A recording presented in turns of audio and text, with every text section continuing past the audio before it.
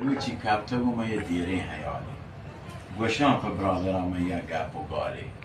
گوشتی کجام آکادیمی هلک راجا ماش به پست پیرم کجام دلبری نرمی رواجا کجام آبزومی شوشنکان کجام ریسگی شوکی جنکان کجام آدوهل و نازین کد دو چاپان کجام لیلگی مشکانی آها کجام شیر بروتین سرمچاران کجام توپک و نقشین کتاران کجام تروشگ و شیران بزانی کجام کشک و آچار جوان جنانی کجام گردگ و گرمی لواشان کجام جیر سنده می کماشان کجام آمیار جلیم بلوچان کجام مسکه و شیر و کروچان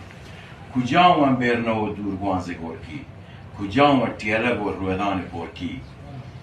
کجام آمیار جلیم بلوچان کجام مسکه و شیر و کروچان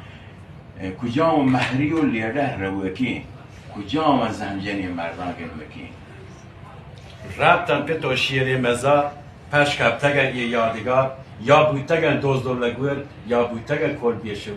دوزی کنن تا یک کتار محل که بازار بیشمار نامی بلوچه ماندگار نیست ازت ماتگوها مای نبیتا بدار آوهدگی قوم بلوچ پوشاک نبوتن نوکی پوچ کوش بیتگش دازی سواست بل شر داشتگش دوست براست به هدیه بچار ماشی کتار پوچ و پوشاک بیشمار دوره چه تمام براست و گوها زهر و ذات انتحار ناراض کتش رب و جلی نوی کیسگ و بزگ بهی آهی جگر سوه چه بچار دنیا کنت